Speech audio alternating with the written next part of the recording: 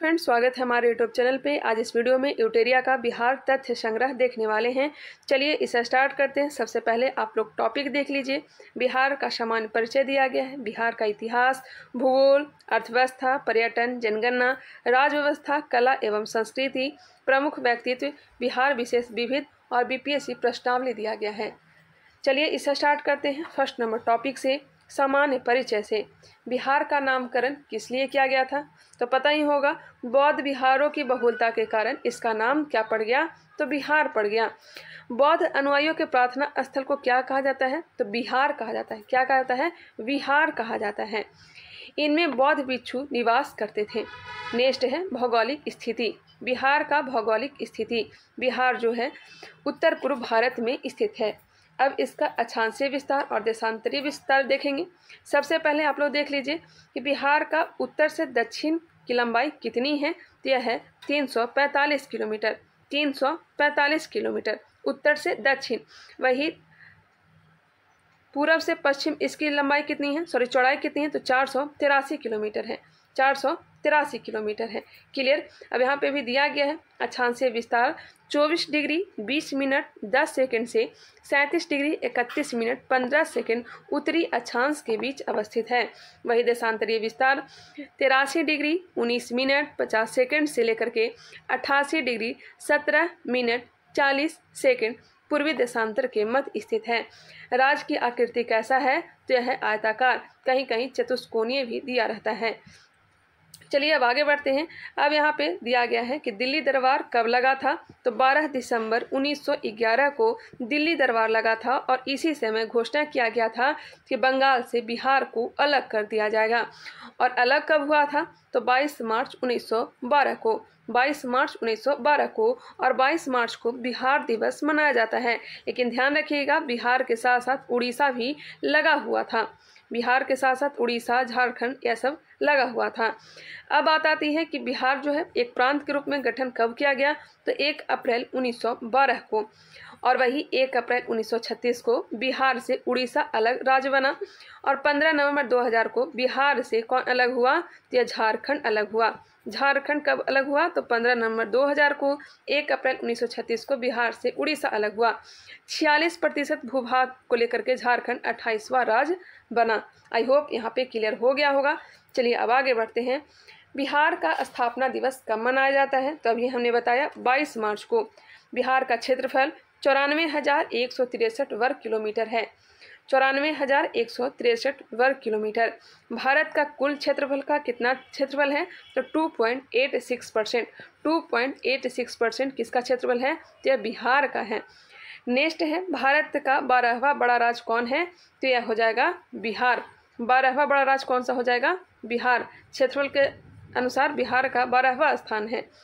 Next है बिहार की जनसंख्या कितनी है? तो पता ही होगा, 10,40,99,452। 10,40,99,452। इस तरह से याद रखना चाहें तो रख सकते हैं, नहीं तो 10,40,99,452 भी याद रख सकते हैं। जनगणना 2011 के अनुसार भारत की कुल जनसंख्या का कितना परसेंट? तो 8.60% बिहार की जनसंख्या है। नेक्स्ट है भारत का तीसरा सबसे बड़ा राज्य जनसंख्या के अनुसार से कौन है? तो अपना बिहार ही है। जनसंख्या के अनुसार से बिहार का स्थान कितने नंबर पे है? तीसरे नंबर पे है। घनत्व के अनुसार राज्यों में प्रथम स्थान रखता है। बिहार की लंबाई कितनी है? उत्तर से दक्षिण लंबाई कितनी है? तो अभी हमने बताया 345 किलोमीटर। वही चौड़ाई कितनी है? तो यह हो जाएगा 483 किलोमीटर पूर्व से पश्चिम की ओर। समुद्र तल से ऊंचाई, बिहार की समुद्र तल से ऊंचाई कितनी है? तो 173 फीट है या फिर 53 मीटर है। नेक्स्ट है औसत वर्षा। बिहार की औसत वर्षा कितनी है? तो 112 सेंटीमीटर। नेक्स्ट है प्रशासनिक विभाजन। प्रमंडल की संख्या कितनी है? तो 9 है। प्रमंडल की संख्या 9।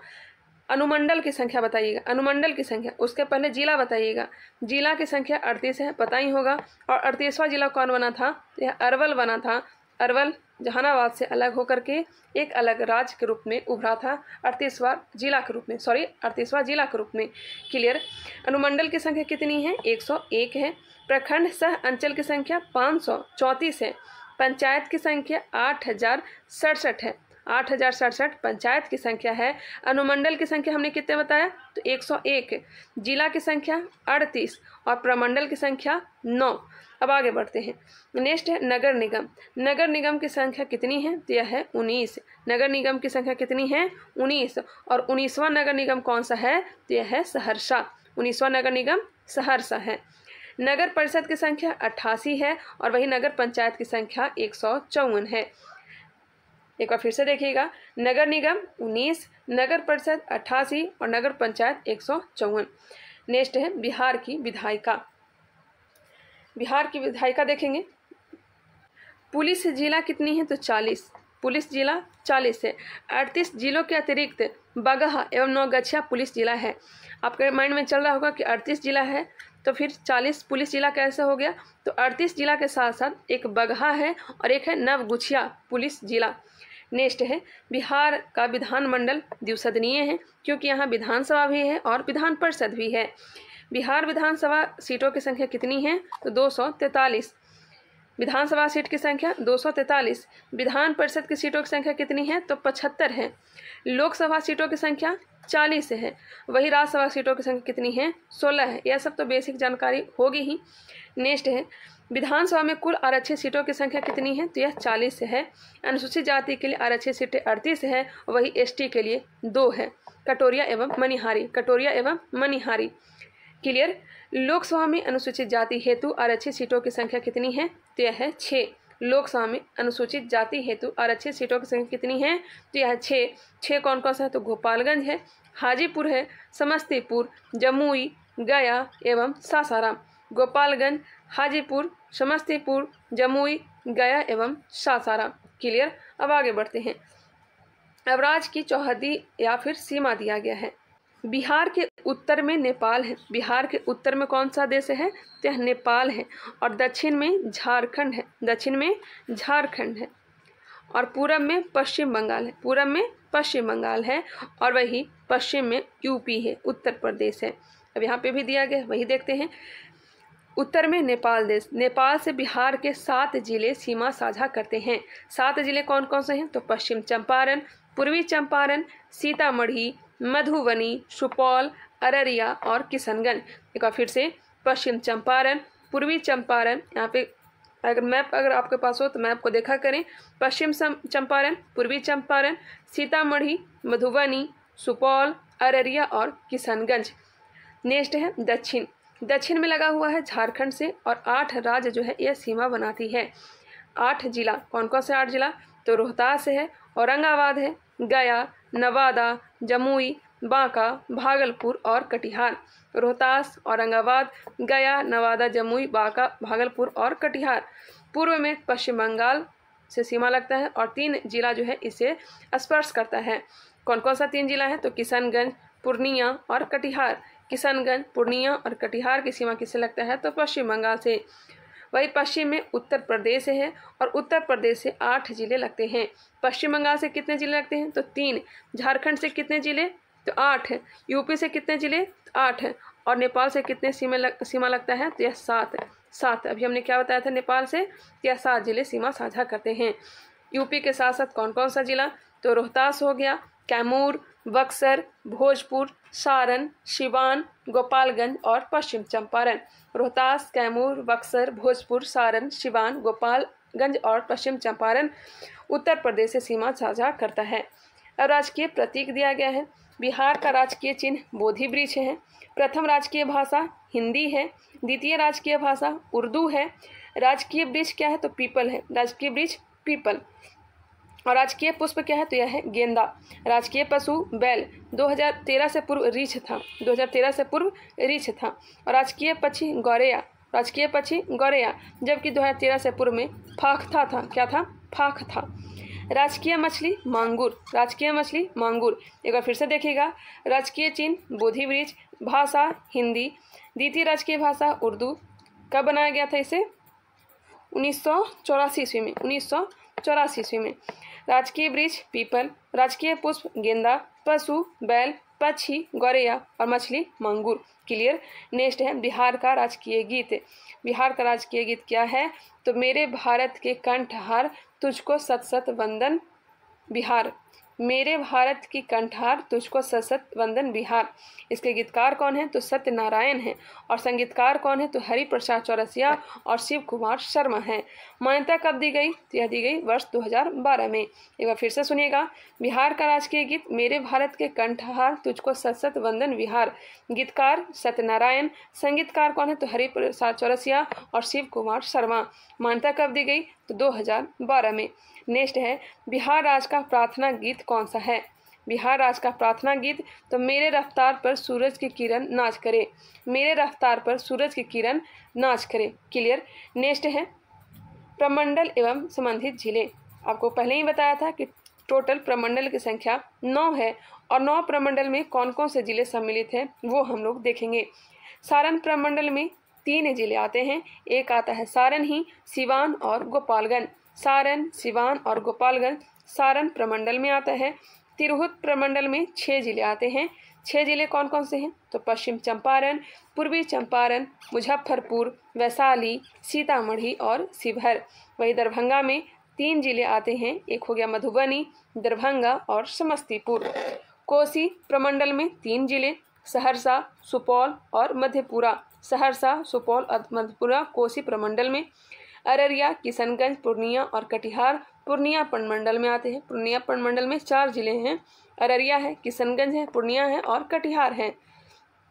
पटना प्रमंडल में 6 जिले। कौन कौन सा? तो पटना खुद है, नालंदा हो गया, भोजपुर, बक्सर, कैमूर और रोहतास।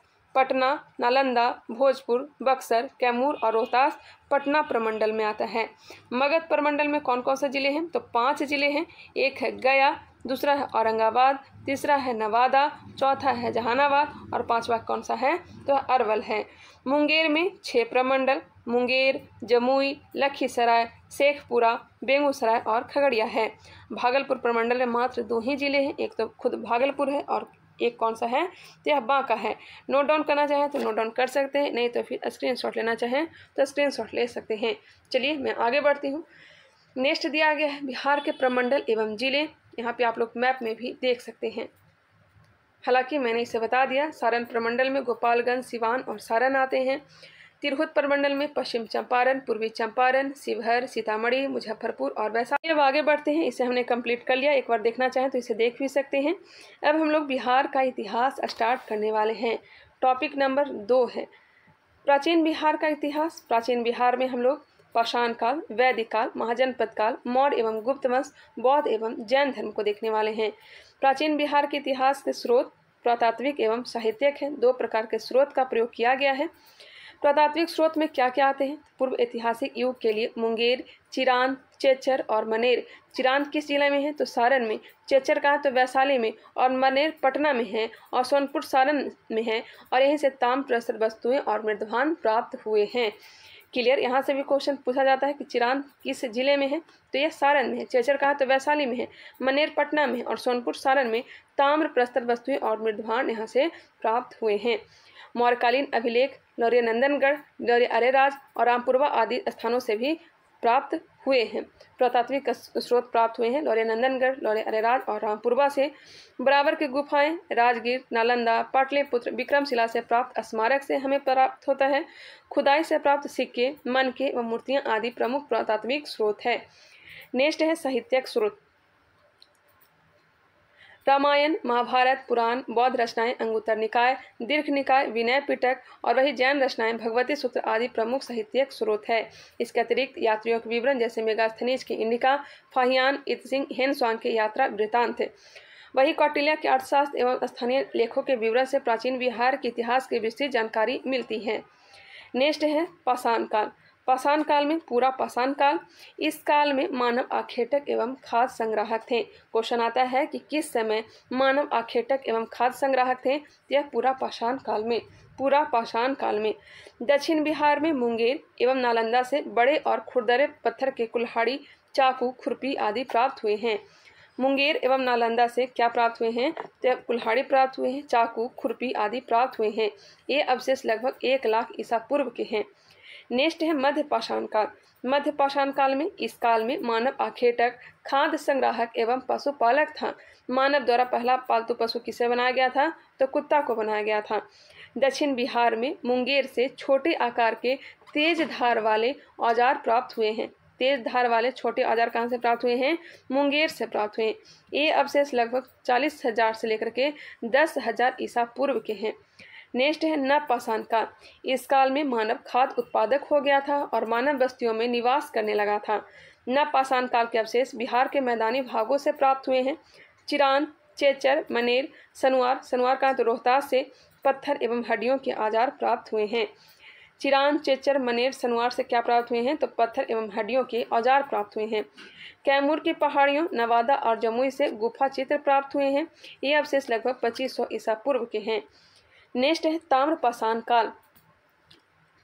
चिरान, सोनपुर, ताराडीह, चेचर, मनेर, सनुआर आदि से ताम्रपाषाण काल के अवशेष मिले हैं।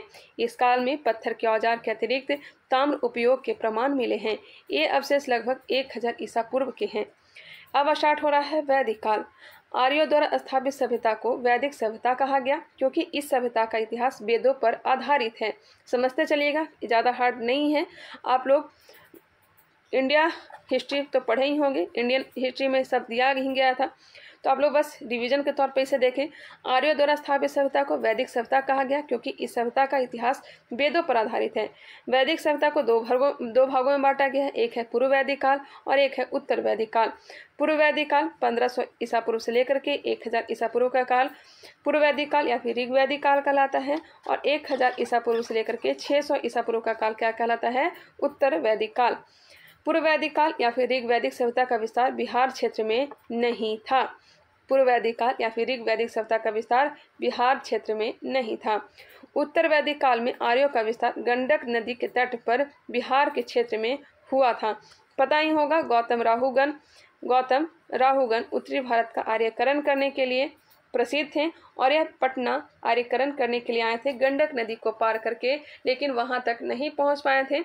इस कारण से पाटलिपुत्र को अछूतों की भूमि किसने कहा था? तो यह कहा था गौतम राहुगण ने। अब नेक्स्ट है बिहार के भौगोलिक क्षेत्र की प्रथम चर्चा शतपथ ब्राह्मण लगभग 800 ईसा पूर्व की रचना में मिलती है। बिहार के भौगोलिक क्षेत्र की रचना प्रथम बार कहाँ मिलती है? तो शतपथ ब्राह्मण में। इसमें बिहार की चर्चा विदेह के रूप में की गई है, जो तिरहुत और मिथिला क्षेत्र को दर्शाता है। विदेह वाला कौन सा क्षेत्र है? तो तिरहुत और मिथिला। ऋग्वेद में बिहार को कीकट कहा गया है। ऋग्वेद में बिहार को कीकट एवं व्रात शब्द से संबोधित किया गया है। कीकट और व्रात शब्द कहाँ मिलता है? तो ऋग्वेद में। वराह पुराण में कीकट को अपवित्र प्रदेश कहा गया है। वराह पुराण में कीकट को बिहार को अपवित्र प्रदेश कहा गया है। अब यहाँ पर दिया गया है महाजनपद काल। 6ठी शताब्दी ईसा पूर्व में अंगुत्तर निकाय बौद्ध साहित्य है और भगवती सूत्र जो कि जैन साहित्य है, उसी में 16 महाजनपदों की जानकारी मिलती है। 16 महाजनपदों में से 3 महाजनपद का विस्तार कहाँ था? तो यह बिहार में था। 16 महाजनपद में से 3 महाजनपद का विस्तार कहाँ था? तो यह बिहार में था। एक है वज्जी, इसी को लिच्छवी कहा जाता है, जिसका विस्तार वैशाली मुजफ्फरपुर वाला क्षेत्र था। मगध का जो विस्तार था पटना, गया, नालंदा, जहानाबाद ये सब वाला क्षेत्र हो जाएगा। वही अंग भागलपुर, मुंगेर वाला क्षेत्र। क्लियर। अब आगे बढ़ते हैं। बज्जी संघ महाजनपद दिया गया है। बज्जी संघ 8 राज्यों का संघ था। बज्जी संघ जो था 8 राज्यों का संघ था। इसे 8 कुल भी कहा जाता था। वज्जी, लिच्छवी, ज्ञात्रिक, विदेह, उग्र, भोग, कुरु तथा इक्ष्वाकु इस संघ के 8 जनपद थे। कौन कौन सा था? तो वज्जी था, लिच्छवी था, ज्ञात्रिक था, विदेह था, उग्र था, भोग था, कुरु तथा इक्ष्वाकु इस संघ के 8 जनपद थे। वज्जी संघ में सबसे प्रसिद्ध लिच्छवी जनपद था। सबसे प्रसिद्ध जनपद कौन सा था? तो लिच्छवी जनपद था। लिच्छवी की राजधानी कहाँ थी? तो वैशाली थी। वैशाली नगर की स्थापना किसने किया था? तो राजा विशाल ने। इस कारण से इसका नाम वैशाली पड़ा। लिच्छवी के अतिरिक्त मिथिला के विदेह तथा कुंडग्राम के ज्ञात्रिक वज्जी संघ के प्रमुख जनपद थे। लिच्छवी के अतिरिक्त मिथिला के विदेह तथा कुंडग्राम के ज्ञात्रिक वज्जी संघ के प्रमुख जनपद थे। नेक्स्ट है वज्जी संघ या लिच्छवी को विश्व के प्रथम गणतंत्र की संज्ञा दी जाती है। वज्जी संघ या फिर लिच्छवी को विश्व के प्रथम गणतंत्र की संज्ञा दी जाती है। मगध महाजनपद। मगध राजनीतिक, आर्थिक एवं भौगोलिक कारण से सभी महाजनपदों में सबसे अधिक शक्तिशाली था। मगध की प्रारंभिक राजधानी गिरिब्रज या फिर राजगिरी थी। यह 5 पहाड़ियों से घिरा हुआ नगर था। गिरिब्रज या फिर राजगिरी पहली राजधानी थी और यह 5 पहाड़ियों से घिरा हुआ था। मगध का विस्तार मुख्यतः पटना से गया क्षेत्र तक था। पटना से गया क्षेत्र में था। मगध एवं अंग महाजनपद का वर्णन सर्वप्रथम किसमें मिलता है? तो अथर्ववेद में मिलता है। अंग एवं मगध महाजनपद का सर्वप्रथम विवरण कहाँ मिलता है? तो अथर्ववेद में। क्लियर। अब आगे दिया गया है अंग महाजनपद। अंग महाजनपद का विस्तार वर्तमान का भागलपुर एवं मुंगेर के क्षेत्र में था। अंग महाजनपद की राजधानी चंपा थी। अंग के अंतिम शासक ब्रह्मदत्त को हरा करके मगध शासक बिंबिसार ने अंग को मगध में मिला लिया। अंग को मगध में किसने मिलाया? तो बिंबिसार ने। हर्यक वंश का शासक बिंबिसार ने। किसे हरा करके? तो ब्रह्मदत्त को हरा करके। मगध का उत्कर्ष एवं उसके राजवंश। मगध की स्थापना बृहदत्त ने की थी। मगध की स्थापना किसने की थी? बृहदत्त ने की थी। बृहदत्त का पुत्र जरासंध इस वंश का सबसे प्रसिद्ध शासक था। जरासंध को भीम ने द्वंद्व युद्ध में पराजित कर उसका वध किया था। इसका वर्णन किसमें मिलता है? तो महाभारत में। जरासंध की हत्या किसने किया था? तो भीम ने द्वंद्व युद्ध में, और इसका विवरण महाभारत में मिलता है। मगध की प्रारंभिक राजधानी राजगृह जो 5 पहाड़ियों से घिरा हुआ एक सुरक्षित क्षेत्र था। मगध जो था यह उर्वर भूमि, नदियों की उपलब्धता, खनिज एवं वन संसाधन की उपलब्धता के कारण आर्थिक रूप से संपन्न क्षेत्र था। बृहदत्त वंश का अंतिम शासक कौन था? तो रिपुंजय था। बृहदत्त वंश का अंतिम शासक कौन था? रिपुंजय था। लेकिन सर्वाधिक जो मान्यता दिया गया यह हर्यक वंश को दिया गया है, क्योंकि मगध का पहला वंश कौन था? तो यह हर्यक वंश ही था। उसे उतना मान्यता नहीं दिया गया है बृहदत्त वंश को। हर्यक वंश 544 से 412 ईसा पूर्व का काल। इस वंश का स्थापना किसने किया था? तो बिंबिसार ने 544 ईसा पूर्व में। बिंबिसार को मगध का वास्तविक संस्थापक माना जाता है। मगध का वास्तविक संस्थापक बिंबिसार को। बिंबिसार ने विवाह नीति द्वारा साम्राज्य विस्तार को प्रश्रय दिया। विवाह नीति किसने अपनाया था? तो बिंबिसार ने। उसकी पहली पत्नी कौन थी? तो कौशल देवी, कौशल की राजकुमारी थी। इस विवाह से उसे दहेज में काशी का क्षेत्र प्राप्त हुआ। नेक्स्ट है दूसरी पत्नी कौन थी? तो चेलना थी। दूसरी पत्नी चेहना या फिर चेलना थी। चेलना जो थी यह लिच्छवी के राजा चेटक की पुत्री थी। कभी कभी क्वेश्चन पूछा जाता है कि लिच्छवी चेलना जो थी यह कौन थी? तो लिच्छवी के राजा चेटक की पुत्री थी। उसकी तीसरी पत्नी क्षेमा पंजाब के मद्र की राजकुमारी थी। अब आगे है बिंबिसार ने अवंती के शासक चंद प्रद्योत के साथ मैत्री संबंध बनाया। बिंबिसार ने चंद प्रद्योत के उपचार के लिए अपने राजवैद्य जीवक को भेजा। बिंबिसार की हत्या 492 ईसा पूर्व में उसके पुत्र अजातशत्रु ने कर दी, और अजातशत्रु की हत्या इसके बेटे ने उदयी ने कर दी थी। तो क्वेश्चन आता ही है कि मगध का कौन सा ऐसा शासक था जो खुद अपने बाप की हत्या करके गद्दी प्राप्त की और खुद बेटे के हाथ से ही मारा गया? यह है अजातशत्रु। अपने पिता की हत्या की और अपने बेटे के हाथ से यह भी मारा गया। अब अजातशत्रु के बारे में देखते हैं। 492 से लेकर के 460 ईसा पूर्व बिंबिसार के बाद हर्यक वंश का शासक बना। उसका वास्तविक नाम कुनिक था। कुनिक था किसका? अजातशत्रु को। बिंबिसार एवं कौशल देवी की मृत्यु के बाद कौशल के राजा प्रसेनजित ने काशी वापस ले लिया, जिस कारण से प्रसेनजित का संघर्ष अजातशत्रु से हुआ। अतः अजातशत्रु ने प्रसेनजित को पराजित करके काशी पर अधिकार कर लिया। काशी पर अधिकार किसने किया? अजातशत्रु ने। किसे पराजित करके? तो प्रसेनजित को पराजित करके। अब आगे दिया गया बाद में अजातशत्रु का विवाह प्रसेनजित के पुत्री वज्रा से हो जाती है, और अजातशत्रु ने वज्रसंघ एवं मल्लों की पराजित किया। अजातशत्रु ने वज्रसंघ एवं मल्लों को पराजित किया। नेक्स्ट अजातशत्रु प्रारंभ में जैन धर्म को मानता था, बाद में उसने बौद्ध धर्म को अपना लिया। 483 ईसा पूर्व में राजगृह की सप्तपर्णी गुफा में पहली बौद्ध संगीति का आयोजन करवाया गया। कहाँ करवाया गया? तो यह राजगृह में। कब? 483 ईस्वी में। किसके शासनकाल के दौरान? तो अजातशत्रु के दौरान। अध्यक्षता किसने किया था बताइएगा? यह क्या था? महाकश्यप ने। सिंहल अनुश्रुति के अनुसार 460 ईसा पूर्व में उदय ने अपने पिता अजातशत्रु की हत्या कर दी। किसके अनुसार? तो सिंहल अनुश्रुति के अनुसार। उदयन या फिर उदयी ने अपनी राजधानी राजगृह से पाटलिपुत्र जो कि गंगा, सोन एवं गंडक के संगम तट पर अवस्थित है वहां स्थानांतरित किया। पाटलिपुत्र को राजधानी किसने बनाया? तो उदयन ने। उदयन के 3 पुत्र अनिरुद्ध, मुंडक एवं नागदशक थे। नागदशक इस वंश का अंतिम शासक था। नागदशक हर्यक वंश का अंतिम शासक था। मगध पर टोटल 7 वंशों ने शासन किया था, जिसका ट्रिक हमने कई बार भी बताया है। हसीन, मशूक, सात, हर्यक वंश, शिशुनाग वंश, नंद वंश, मौर्य वंश, शुंग वंश, कर्ण वंश और सातवाहन वंश। शिशुनाग वंश 412 से 344 ईसा पूर्व। शिशुनाग ने हर्यक वंश की जगह शिशुनाग वंश की स्थापना की। शिशुनाग ने वैशाली को राजधानी बनाया। शिशुनाग ने वैशाली को राजधानी बनाया। ध्यान दीजिएगा, शिशुनाग ने वैशाली को। पाटलिपुत्र को राजधानी किसने बनाया था? तो उदयन ने। शिशुनाग ने अवंती के राजा अवंतीवर्धन को पराजित कर अवंती को मगध में मिला लिया। इसके अतिरिक्त शिशुनाग ने वश एवं कौसंबी को भी मगध में शामिल कर लिया। 394 ईसा पूर्व में शिशुनाग की मृत्यु के बाद कालाशोक मगध का शासक बना। पुराणों में इसे काकवर्ण कहा गया। काकवर्ण किसे कहा गया? तो कालाशोक को। कालाशोक के समय में ही मगध की राजधानी पुनः पाटलिपुत्र को बनाई गई। कालाशोक के समय में ही 383 ईसा पूर्व में वैशाली में द्वितीय बौद्ध संगीति का आयोजन करवाया गया और इसके अध्यक्षता किसने किया था? तो यह किया था शाबक मीर ने। कालाशोक की मृत्यु के बाद उसके 10 पुत्रों ने शासन चलाया। शिशुनाग वंश का अंतिम शासक कौन था? नंदीवर्धन था। अब शासन स्टार्ट होता है नंद वंश। नंद वंश के संस्थापक महापद्मानंद ने 344 ईसा पूर्व में शिशुनाग वंश को समाप्त कर नंद वंश की स्थापना की। महापद्मानंद ने एकराट एवं एक छत्र की उपाधि धारण की। एकराट एवं एक छत्र की उपाधि किसने धारण की? तो महापद्मानंद ने। पाली ग्रंथों में महापद्मानंद को उग्रसेन कहा गया। किसमें? तो पाली ग्रंथों में महापद्मानंद को क्या कहा गया? उग्रसेन कहा गया। पुराणों में परशुराम का दूसरा अवतार कहा गया। यहाँ से क्वेश्चन आता है, पाली ग्रंथों में उग्रसेन और पुराणों में परशुराम का दूसरा अवतार बताया गया। किसे? तो महापद्मानंद को। महापद्मानंद ने पांचाल, इक्ष्वाकु, काशी, अस्मक, कलिंग, मैथिल आदि राज्य को पराजित कर मगध साम्राज्य का विस्तार किया। अब तक 321 ईसा पूर्व तक के काल में मगध का सर्वाधिक विस्तार किसने किया था?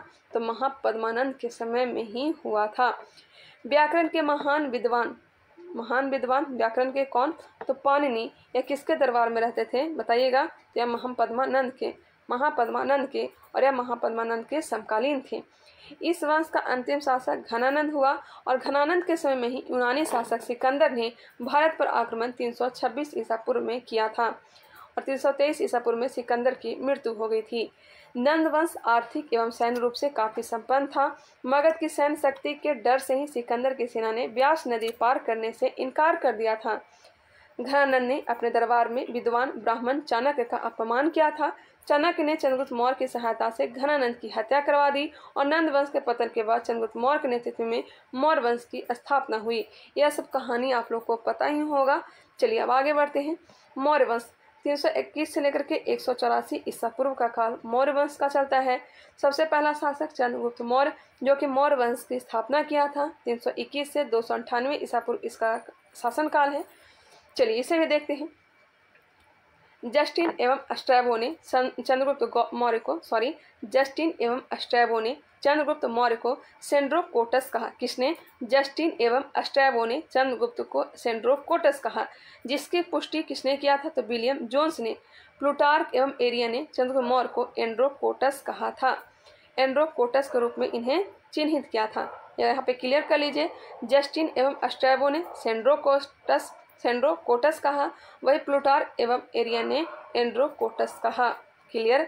चंद्रगुप्त मौर्य के गुरु का नाम क्या था? तो यह था चाणक्य, विष्णुगुप्त या फिर कौटिल्य। उन्हीं की सहायता से चंद्रगुप्त मौर्य ने 321 ईसा पूर्व में मौर्य वंश की स्थापना की। कब? 321 ईसा पूर्व में। चंद्रगुप्त मौर्य ने 305 ईस्वी में सिकंदर के उत्तराधिकारी सेल्यूकस निकेटर के साथ युद्ध किया। युद्ध पश्चात हुई संधि में चंद्रगुप्त मौर्य को काबुल, कंधार, मकरान एवं हेरात का क्षेत्र प्राप्त हुआ। कौन कौन सा क्षेत्र? काबुल, कंधार, मकरान एवं हेरात का क्षेत्र प्राप्त हुआ। और बदले में चंद्रगुप्त मौर्य ने सेल्यूकस को 500 हाथी उपहार में दिया था। क्लियर।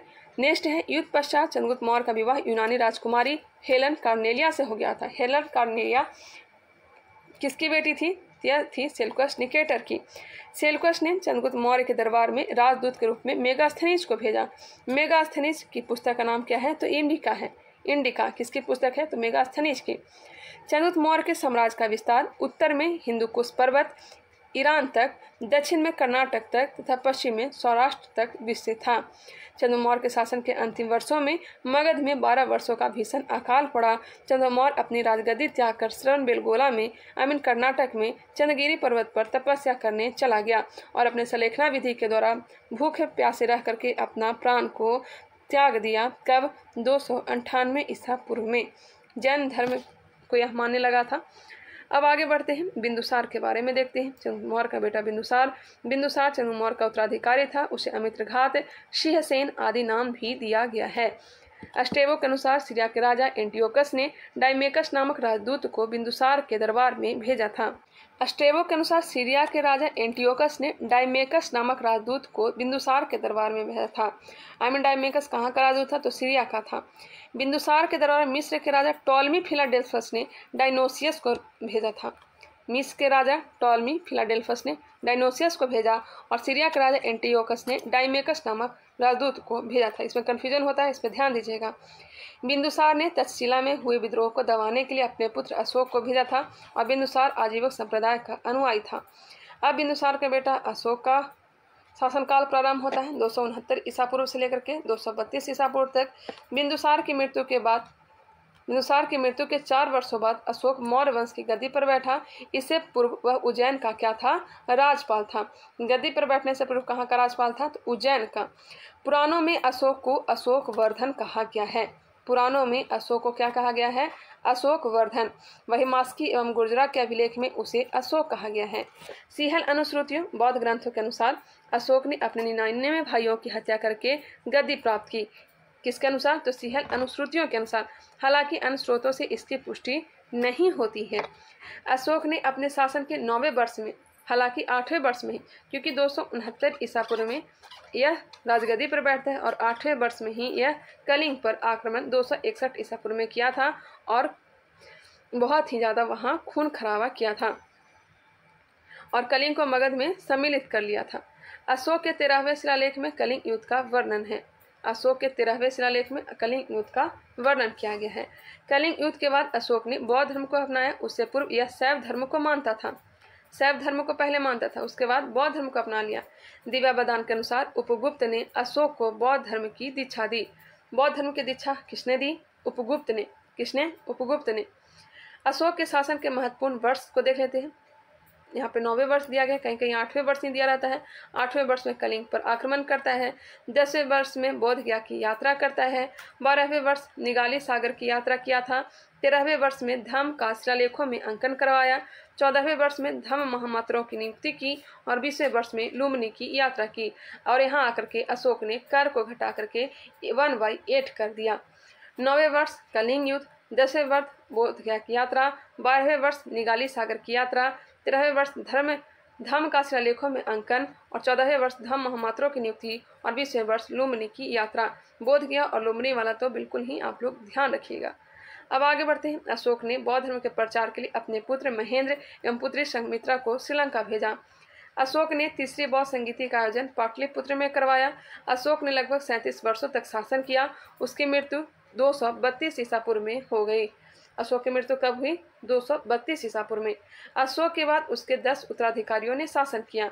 ये उत्तराधिकारी कौन कौन थे?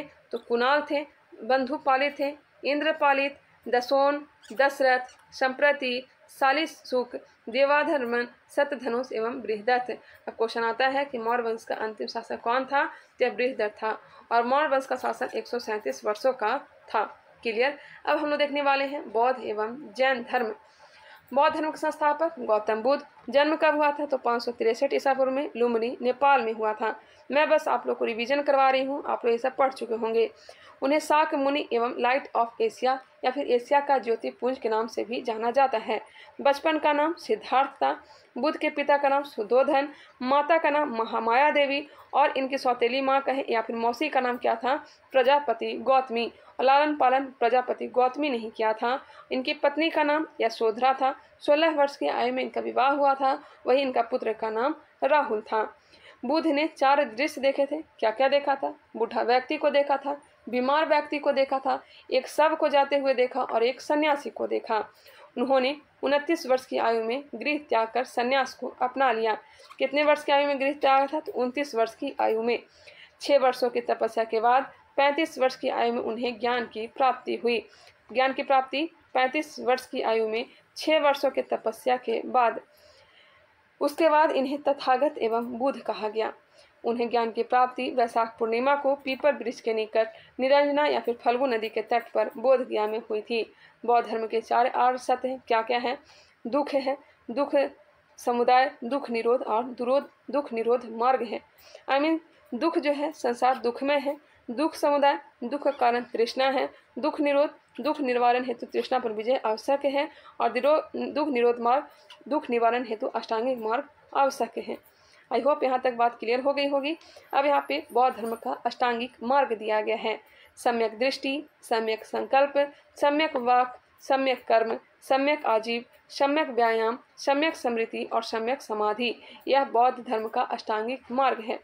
बौद्ध धर्म के त्रिरथ बुद्ध, धम्म और संघम है। बुद्ध, धम्म और संघ है। बुद्धम संघम गच्छामि, इस तरह से श्लोक है। नेक्स्ट है, बुद्ध ने किस मार्ग का प्रतिपादन किया? तो मध्यम मार्ग। बुद्ध ने अपने उपदेश किस भाषा में दिए? तो पाली भाषा में। बुद्ध ने अपना पहला उपदेश कहाँ दिया? तो सारनाथ में। पहला उपदेश सारनाथ में और सर्वाधिक उपदेश श्रावस्ती में दिया था। सर्वाधिक उपदेश कौशल की राजधानी श्रावस्ती में दिया था। बुद्ध की मृत्यु 483 ईसा पूर्व में कुशीनगर मल महाजनपद में 80 वर्ष की आयु में हुई थी। बुद्ध के प्रथम गुरु का नाम अलार कलाम कहाँ के थे? वैशाली। वही द्वितीय गुरु रुद्रक रामपुत्र जो कि राजगृह के थे। बौद्ध धर्म के 10 शील या फिर आचरण थे। क्या क्या 10 शील हैं? तो सत्य है, अहिंसा है, असत्य है, असत्य मतलब चोरी ना करना, अपरिग्रह, ब्रह्मचर्य, नित्य गायन का त्याग, असमय भोजन का त्याग, कोमल संयान का त्याग, श्रृंगार प्रस्थानों का त्याग और मद सेवन नहीं करना। झूठ नहीं बोलना, अहिंसा नहीं करना, झूठ नहीं बोलना, अहिंसा नहीं करना, असत्य चोरी ना करना, अपरिग्रह धन का संग्रह नहीं करना, ब्रह्मचर्य का पालन करना, शादी विवाह नहीं करना, नित्य गानन का त्याग करना, डांस फांस भी नहीं करना, असमय भोजन नहीं करना, समय के अनुसार भोजन ग्रहण करना, कोमल शयन का त्याग करना, कठोर शयन पर आप लोग सोया करें। इस तरह से बौद्ध धर्म में था। श्रृंगार ये सब नहीं करना है, मध ये सब का पान नहीं करना है, दारू सारू से ये सब का सेवन नहीं करना है। बुद्ध के जीवन का घटनाक्रम एवं उसके प्रतीक देखते हैं। जन्म का प्रतीक क्या है? तो यह कमल, जन्म का प्रतीक कमल। यौवन का प्रतीक साण है, यौवन का प्रतीक साण है। महाभिनिष्क्रमण गृह त्याग घोड़ा, गृह त्याग घोड़ा। संबोधि ज्ञान प्राप्ति का जो चिन्ह हो जाएगा यह हो जाएगा पीपल या फिर बोधि वृक्ष। महापरिनिर्वाण या फिर मृत्यु, पद चिन्ह या फिर स्तूप और धर्म चक्र प्रवर्तन प्रथम उपदेश का हो जाएगा चक्र। क्लियर? ये सब प्रतीक भी याद रखा करेगा, यहाँ से भी क्वेश्चन आते हैं। अब आगे बढ़ते हैं। बौद्ध धर्म चौथी बौद्ध संगीति के उपरांत 2 भागों में विभाजित हो गया। कब? तो चौथी बौद्ध संगीति में। चौथी बौद्ध संगीति के दौरान कहाँ हुआ था? तो कुंडलवन कश्मीर में कनिष्क के समय। और हीन आयन परिवर्तन विरोधी था और वही महायान जो था यह परिवर्तन समर्थक था। क्लियर? 8वीं सदी में बौद्ध धर्म के आडंबर वाले शाखा ब्रजयान का विकास हुआ। नेक्स्ट है बौद्ध धर्म के त्रिपिटक, सूत पिटक, विनय पिटक और अभिधम्म पिटक। त्रिपिटक की संख्या कितनी है? तो 3 है। सूत पिटक की रचना किसने की थी? तो आनंद ने। विनय पिटक की रचना किसने की? उपाली ने। और अभिधम्म पिटक की रचना किसने की थी? यह की थी मोगली पुत्तिस ने। मोगली पुत्तिस ने ही की थी। यहाँ पे दिया गया सूत पिटक में बुद्ध के उपदेशों का संकलन है, विनय पिटक में संघ के नियमों का संकलन है, अभी अभिधम्म पिटक में बुद्ध के दार्शनिक विचारों का संकलन किया गया है। क्लियर? सूत पिटक विनय पिटक रचना कब हुई थी? तो प्रथम बौद्ध संगीति के दौरान। अभिधम्म पिटक रचना हुआ था तीसरी बौद्ध संगीति के दौरान। नेक्स्ट क्वेश्चन है बौद्ध संगीति दिया गया है, देखते हैं इसे भी। प्रथम बौद्ध संगीति 483 ईसा पूर्व, द्वितीय 383, तृतीय 251 और चौथा ईस्वी के प्रथम शताब्दी में। पहली बौद्ध संगीति राजगृह में, दूसरा वैशाली, तीसरा पाटलिपुत्र और चौथा कुंडलवन कश्मीर। उस समय शासक कौन थे? पहली जब बौद्ध संगीति हुआ था तो अजातशत्रु, दूसरे समय कालाशोक, तीसरे समय अशोक और चौथे समय कनिष्क। पहली बौद्ध संगीति की अध्यक्षता महाकश्यप ने किया था, दूसरे बौद्ध संगीति की अध्यक्षता सावक मीर ने किया था, सावकामी ने किया था, तीसरे बौद्ध संगीति की अध्यक्षता मोगली पुत्तिस ने और चौथा वसुमित्र ने। और उपाध्यक्ष किसे बनाया गया था? अश्वघोष को बनाया गया था। पहली बौद्ध संगीति के दौरान सूत पिटक विनय पिटक रचना की गई थी। द्वितीय बौद्ध संगीति के दौरान महासंघिक एवं स्थाविक रूप में विभाजन हुआ था। अभिधम्म पिटक रचना तृतीय बौद्ध संगीति के दौरान किया गया था। महायान एवं हीन आयन विभाजन चौथी बौद्ध संगीति के दौरान हो चुका था। बौद्ध धर्म का परम लक्ष्य है निर्वाण की प्राप्ति। और बुद्ध के पुनर्जन्म की कथा कौन सी है? यह जातक कथा में मिलती है। चैत्य क्या है? तो बौद्ध धर्म का पूजा घर है। बौद्ध धर्म का पूजा घर क्या कहलाता है? चैत्य कहलाता है। और स्तूप जो है बौद्ध धर्म के पवित्र अवशेषों का संग्रहण स्थल है। और जैन धर्म के 24वें तीर्थंकर और जैन धर्म का वास्तविक संस्थापक भी इन्हें माना जाता है। इनका जन्म 540 ईसा पूर्व में, कहीं कहीं 499 ईसा पूर्व भी दिया हुआ रहता है। इनका जन्म 540 या फिर 499 ईसा पूर्व में हुआ था। कहाँ हुआ था? कुंडग्राम, वैशाली में। इनके पिता का नाम सिद्धार्थ था, जो कि ज्ञात्रिक कुल के प्रधान थे। पिता का नाम सिद्धार्थ ज्ञात्रिक कुल के प्रधान थे। माता का नाम त्रिशला, जो कि लिच्छवी गणराज की राजकुमारी थी।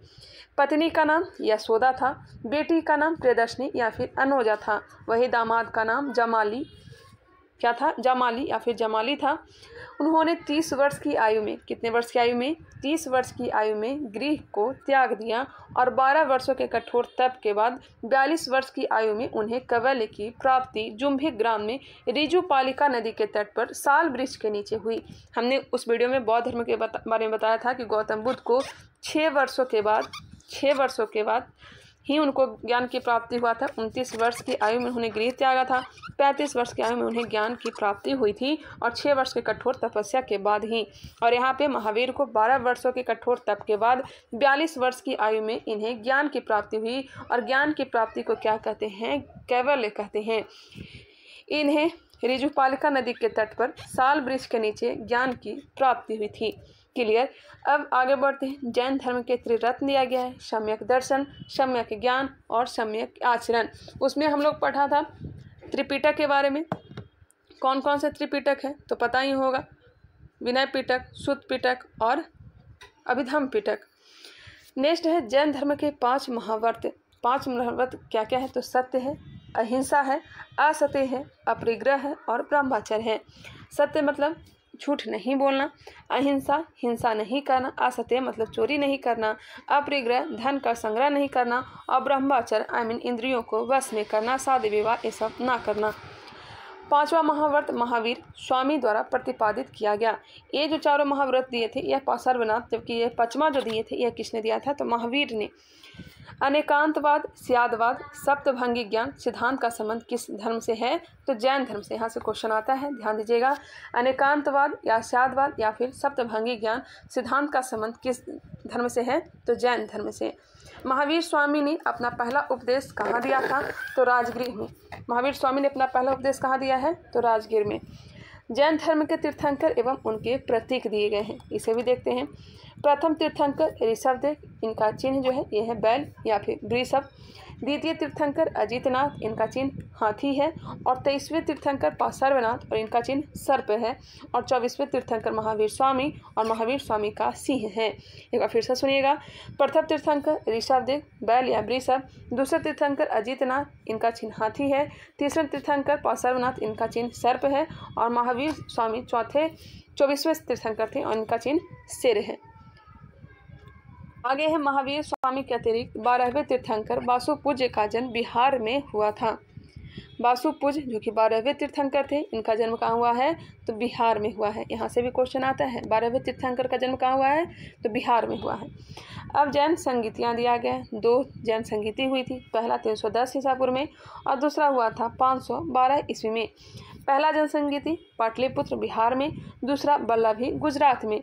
प्रथम जैन संगीति के समय शासक कौन थे? तो चंद्रगुप्त मौर्य थे। और अध्यक्षता किसने किया था? स्थूलभद्र ने इसकी अध्यक्षता किया था। और विशेषताएं क्या हैं? तो दिगंबर एवं श्वेतांबर में जैन धर्म का विभाजन हो गया था। पहली जैन संगीति के दौरान ही जैन धर्म का दिगंबर और श्वेतांबर में विभाजन हो गया था। दिगंबर की स्थापना किसने किया था? तो भद्र बाहु ने। और श्वेतांबर की स्थापना स्थूलभद्र ने किया था।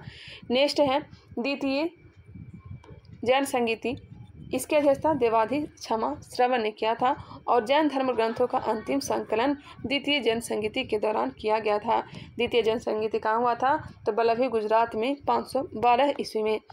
महावीर स्वामी की मृत्यु 468 ईसा पूर्व में 72 वर्ष की आयु में पावापुरी में हुई थी। जन्म कहाँ हुआ था? तो कहाँ हुआ था? कुंडग्राम वैशाली में। और मृत्यु कहाँ हुआ? तो पावापुरी में 72 वर्ष की आयु में। जैन धर्म का विभाजन प्रथम जैन संगीति में श्वेतांबर एवं दिगंबर के रूप में हो गया था। श्वेतांबर एवं दिगंबर के रूप में हुआ था। दिगंबर के संस्थापक कौन थे? तो भद्रबाहु।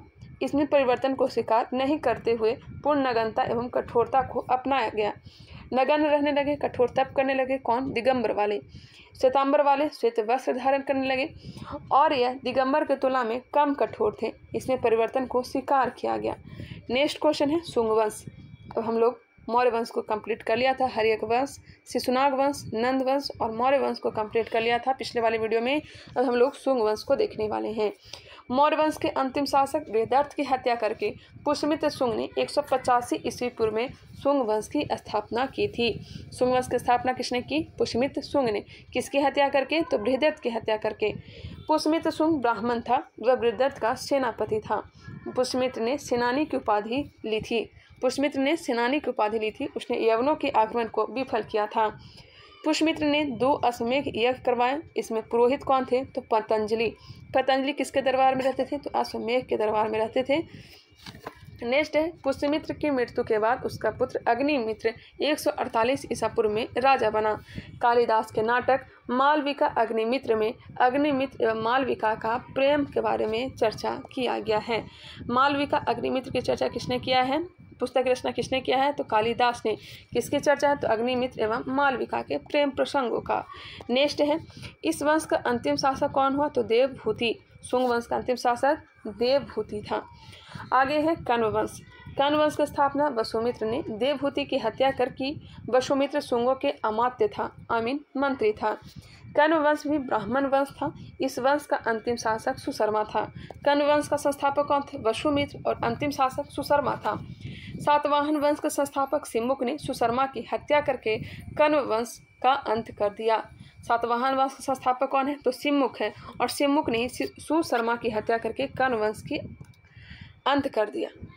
आगे बढ़ते हैं। नेक्स्ट है कुषाण वंश। कुषाण वंश भारत आने वाले विदेशियों में कुषाण सबसे अंतिम थे।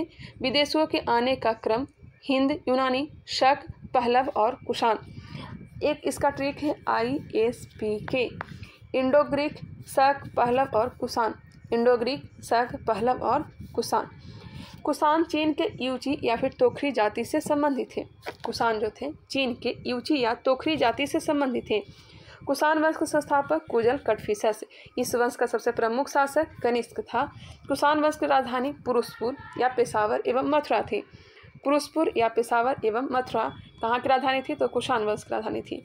अश्वघोष जिन्होंने बुद्ध चरित की रचना की। बुद्ध चरित की रचना किसने की? तो अश्वघोष ने। बुद्ध चरित की रचना अश्वघोष ने की। अश्वघोष को कनिष्क ने पाटलिपुत्र से विजित कर लिया था। अश्वघोष कहाँ का रहने वाला था? तो पाटलिपुत्र का रहने वाला था। कनिष्क यहाँ से इसको लेकर कहाँ चला जाता है? तो कश्मीर लेकर के चला जाता है। कनिष्क के समय गंधार एवं मथुरा कला का विकास हुआ। गंधार कला और मथुरा कला का विकास कनिष्क के समय में ही हुआ था। कनिष्क ने बौद्ध संगीति का आयोजन कुंडलवन कश्मीर में करवाया। चौथी बौद्ध संगीति आगे ही देखे थे। कनिष्क ने 78 ईस्वी में राजा बनने के अवसर पर शक संवत चलवाया था। शक संवत कब चलवाया? 78 ईस्वी में। किसने चलाया? तो कनिष्क ने। कनिष्क के समय सिल्क मार्ग पर कुषाणों का आधिपत्य था। नेक्स्ट है गुप्त वंश। गुप्त वंश की स्थापना श्रीगुप्त ने 240 ईस्वी से लेकर के 280 ईस्वी में की थी और श्रीगुप्त का उत्तराधिकारी घटोत्कच गुप्त था। गुप्त वंश के संस्थापक कौन थे? तो श्रीगुप्त थे और श्रीगुप्त का उत्तराधिकारी कौन हुआ? तो घटोत्कच हुआ और प्रथम गुप्त शासक था जिसने महाराजा की उपाधि ली थी। महाराजा की उपाधि किसने धारण की थी? तो घटोत्कच ने। नेक्स्ट है चंद्रगुप्त प्रथम। चंद्रगुप्त प्रथम को वास्तविक संस्थापक कहा जाता है गुप्त वंश का। नेक्स्ट है उन्होंने 320 ईस्वी में गुप्त संवत चलाया था। हालांकि गुप्त संवत 319 ईसा पूर्व में चलाया था। 319 ईस्वी में चलाया था। 319 ईस्वी में चलाया था। यह क्वेश्चन प्रैक्टिस सेट में आ चुका है। चंद्रगुप्त प्रथम ने लिच्छवियों की राजकुमारी कुमार देवी से विवाह किया था। वह प्रथम गुप्त शासक था जिसने महाराजा धीराज की उपाधि धारण की। हमने क्या क्या देखा एक बार फिर सुनिएगा। महाराजा की उपाधि घटोत्कच ने, महाधीराज की उपाधि चंद्रगुप्त प्रथम ने धारण किया था। नेक्स्ट है इसी का बेटा समुद्रगुप्त। 335 से 375 ईस्वी। इसे स्मिथ ने समुद्रगुप्त को भारत का नेपोलियन कहा था। भारत का नेपोलियन किसने कहा था? तो स्मिथ ने कहा था। समुद्रगुप्त ने पराक्रमक, अप्रतिरथ आदि की उपाधि धारण की थी। पराक्रमक, अप्रतिरथ आदि की उपाधि किसने धारण किया था? समुद्रगुप्त ने। समुद्रगुप्त के अभियानों की चर्चा हरिसेन द्वारा रचित प्रयाग प्रशस्ति से मिलती है। प्रयाग प्रशस्ति की रचना किसने किया? तो हरिसेन ने। उसने उत्तरापथ के 9 राजाओं और दक्षिणापथ के 12 राजाओं को विजित किया था। उत्तरापथ के कितने राजा? 9 राजा, और दक्षिणापथ के 12 राजाओं को यह विजित कर लिया था। समुद्रगुप्त को कविराज भी कहा जाता है और इसके सिक्कों पर वीणा बजाते हुए दिखाया गया है। समुद्रगुप्त का दरबारी कवि कौन था? तो हरिसेन था। समुद्रगुप्त वैष्णव धर्म को मानता था। विष्णु के उपासक को वैष्णव कहते हैं। समुद्रगुप्त द्वारा समुद्रगुप्त द्वारा अश्वमेध यज्ञ कराने की प्रमाण भी मिले हैं।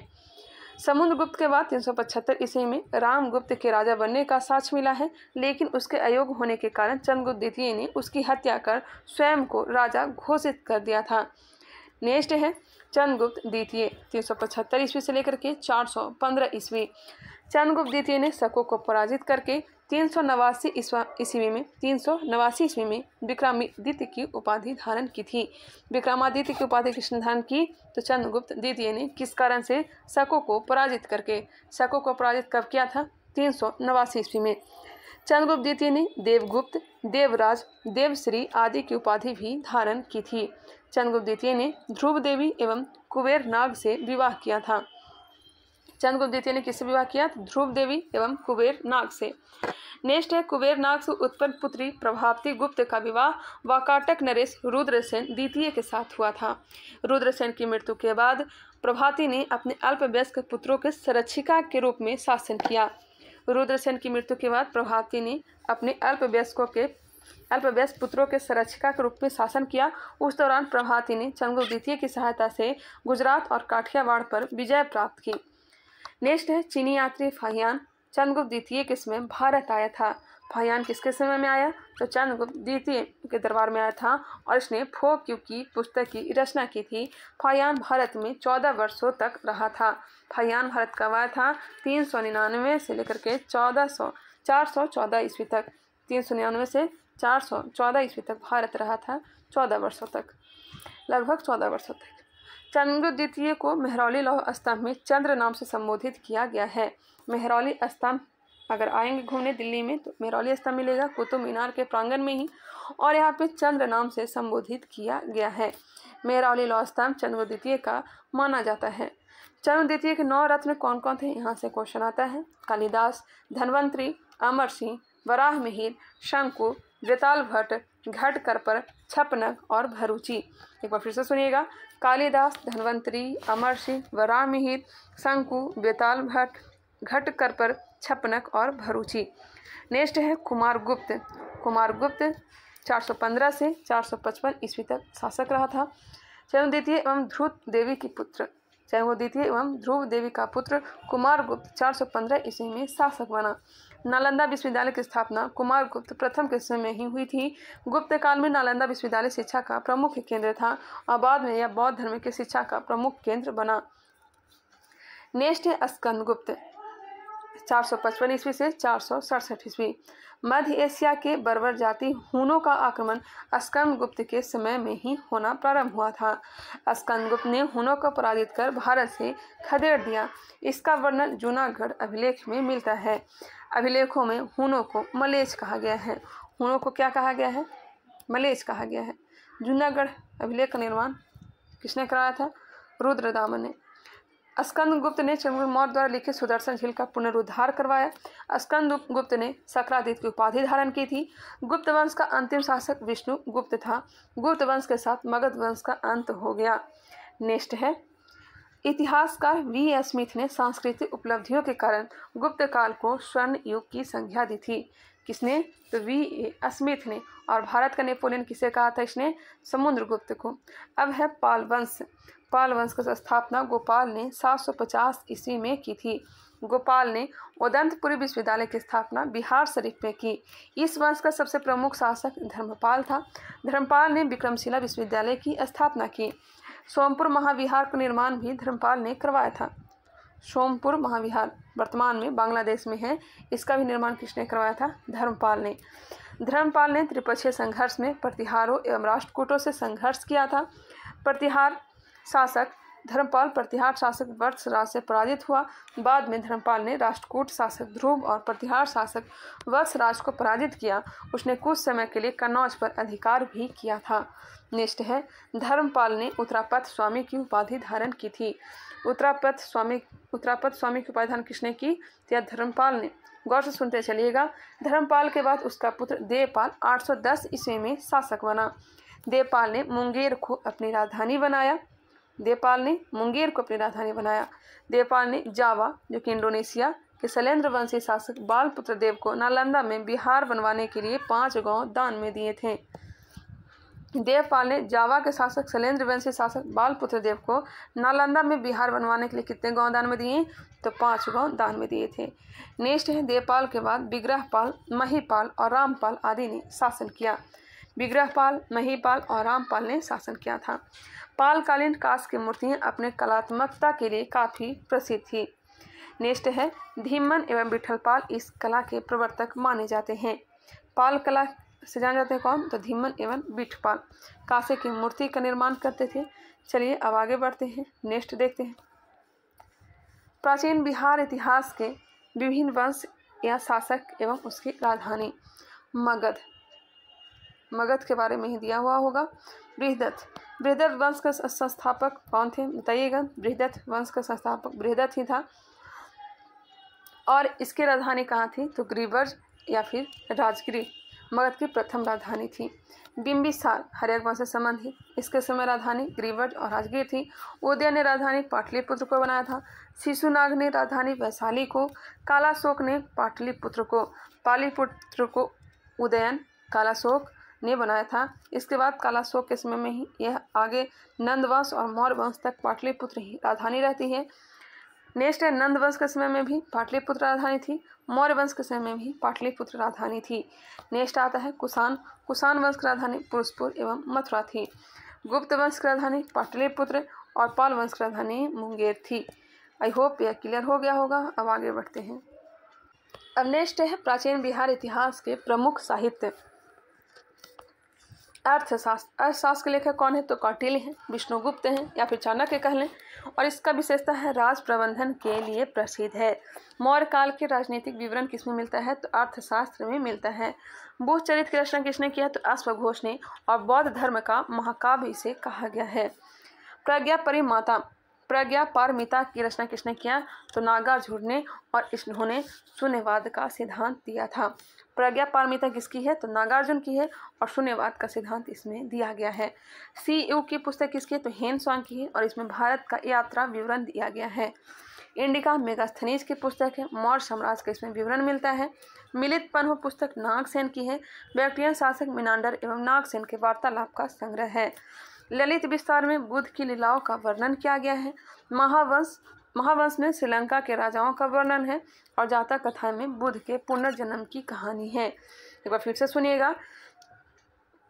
अर्थशास्त्र कौटिल्य की पुस्तक है। बुद्ध चरित्र अश्वघोष, प्रज्ञा पारमिता नागार्जुन की, CU की हेन स्वांग की, इंडिका मेगास्थनीज की, मिलित पन्हु नागसेन की। ललित विस्तार में बुद्ध की लीलाओं का वर्णन है। महावंश में श्रीलंका के राजाओं का वर्णन है। और जातक कथा में बुद्ध के पुनर्जन्म की कहानी है। अब हम लोग चलने वाले हैं मध्यकालीन बिहार का इतिहास में। मध्यकालीन बिहार का इतिहास। मध्यकालीन बिहार के इतिहास में हम लोग क्या क्या देखेंगे? तो यहाँ पे दिया गया है। तुर्क शासन में बिहार, स्थानीय वंश कर्नाट वंश को देखेंगे। सल्तनत काल में बिहार, मुगल काल में बिहार और अफगान शासन में बिहार। शेरशाह सूरी को खास करके देखेंगे। और सिख धर्म। चलिए इसे भी स्टार्ट कर देती हूँ मैं। तुर्क शासन में बिहार, बख्तियार खिलजी से ही स्टार्ट करते हैं। तुर्क शासक। बिहार में तुर्क सत्ता की स्थापना का वास्तविक श्रेय किसे जाता है? तो बख्तियार खिलजी को। बख्तियार खिलजी ने कुतुबुद्दीन ऐबक का दास था। बख्तियार खिलजी किसका दास था? कुतुबुद्दीन ऐबक का। बख्तियार खिलजी के आक्रमण के समय बिहार में छोटे छोटे शासकों का शासन था। उत्तर बिहार में कर्नाट वंश का शासन था। उत्तर बिहार में कौन सा वंश चला था? तो कर्नाट वंश। बख्तियार खिलजी की पहली महत्वपूर्ण सफलता उदंतपुरी बिहार, जो कि कहाँ थी? बिहार शरीफ में।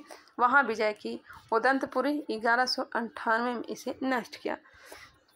बख्तियार खिलजी ने उदंतपुरी के साथ नालंदा एवं विक्रमशिला विश्वविद्यालय को भी नष्ट कर दिया। नालंदा विश्वविद्यालय और विक्रमशिला विश्वविद्यालय कहाँ है? विक्रमशिला तो है भागलपुर में, नालंदा विश्वविद्यालय नालंदा में स्थित है। इन विश्वविद्यालय में उसने आग लगवा दिया था और 1203-4 में नदियाँ पर चढ़ाई की। नदियाँ जिला का है तो बंगाल में है। तो कब चढ़ाई की? तो 1203-4 में, जो सेन वंश की राजधानी थी। नदिया जिला जो था, यह किसकी राजधानी थी? तो सेन की राजधानी थी। उस समय सेन वंश का शासक कौन था? तो लक्ष्मण सेन था। लक्ष्मण सेन ने बिना लड़े ही डर कर भाग गया। बख्तियार ने इस क्षेत्र पर अधिकार कर लखनौती को अपनी राजधानी बनाया। मोस्ट इंपॉर्टेंट, बख्तियार खिलजी ने बंगाल पर विजय प्राप्त करके किसे राजधानी बनाया था? तो लखनौती को।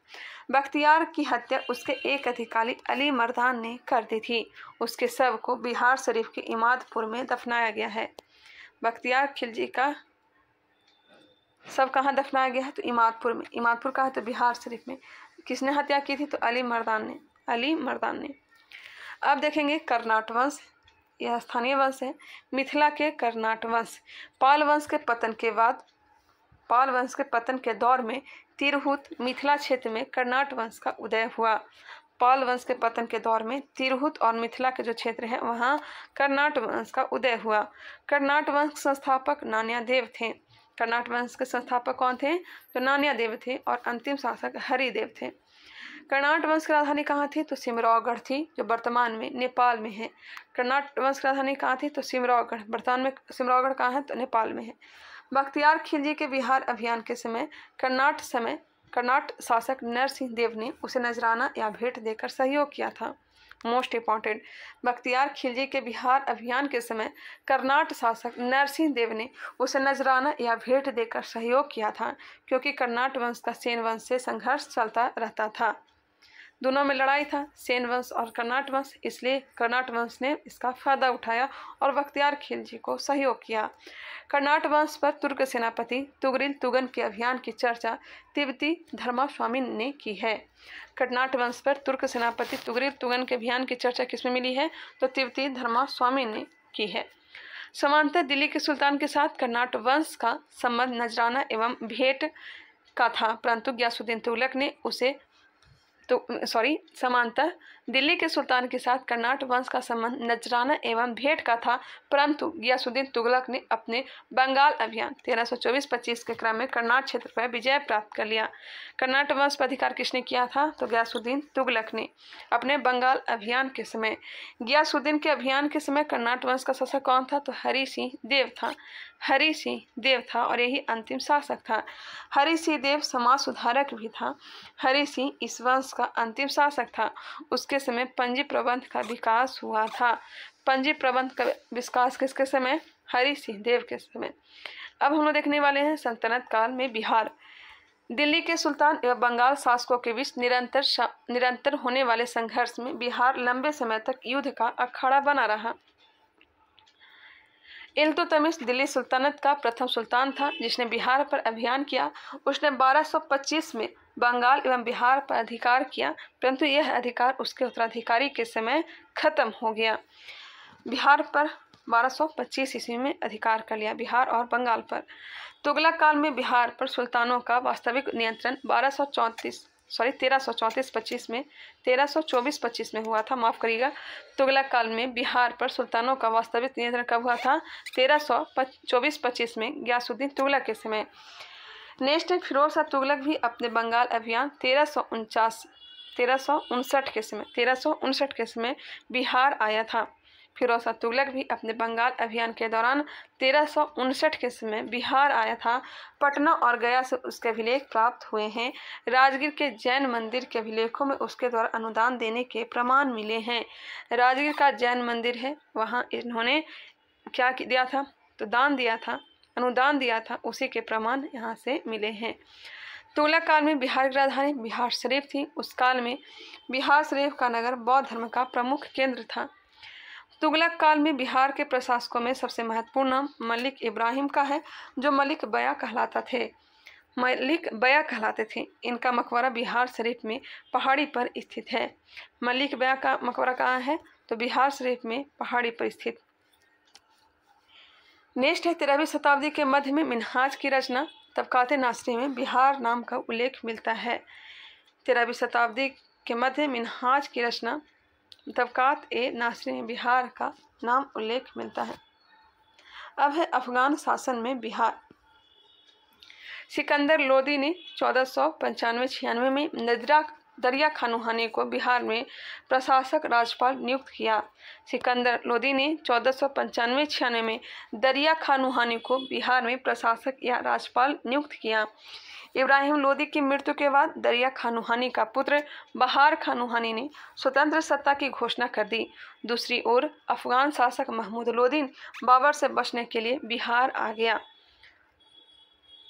बाबर ने 1529 में घाघरा के युद्ध में बिहार के इन अफगानों को पराजित कर दिया। घाघरा युद्ध के बाद बिहार में शेर शाह के नेतृत्व में पुनः अफगानों का उदय हुआ। अब हम लोग देखने वाले हैं शेर शाह सूरी। शेर शाह सूरी का जन्म 1486 ईस्वी में हुआ था। पिता का नाम हसन खां जो सासाराम के जागीरदार थे। शेर शाह के बचपन का नाम फरीद खां था। बहार खान नूहानी ने फरीद खां को शेर खां की उपाधि दी थी। शेर खां ने नूहानियों के पतन के बाद बहार खां की विधवा दुदू बेगम से विवाह कर बिहार क्षेत्र के अपने अधीन कर लिया। शेर खां ने नूहानियों के पतन के बाद बहार खां की विधवा दुदू बेगम से विवाह कर बिहार क्षेत्र को अपने अधीन कर लिया। क्लियर। नेक्स्ट क्वेश्चन है नेक्स्ट टॉपिक शेर खां ने या फिर शेर शाह ने 1534 ईस्वी में सूरजगढ़ की लड़ाई में बंगाल को पराजित कर उस पर अधिकार कर लिया। सूरजगढ़ की लड़ाई कब लड़ा था? तो 1534 ईस्वी में। 1539 ईस्वी में चौसा के युद्ध में हुमायूं को पराजित कर उसने शेर शाह की उपाधि धारण की थी। शेर शाह की उपाधि कब? तो 1539 में चौसा युद्ध में हुमायूं को पराजित करके। 1540 ईस्वी में कन्नौज या बेलग्राम युद्ध में हुमायूं को पराजित कर उसने दिल्ली में सूर्यवंश की स्थापना की थी और हुमायूं को भारत से निष्कासित होना पड़ा था। 1541 में शेर शाह ने पटना का दुर्ग बनवाया तथा इस नगर को बिहार की राजधानी बनाया। बिहार की राजधानी पटना किसने बनवाया था? तो शेर शाह सूरी ने 1541 में पटना का दुर्ग निर्माण करवाया। इसका वर्णन अब्दुल्ला के तारीख दाऊदी में मिलती है। नेक्स्ट है शेर शाह ने 1543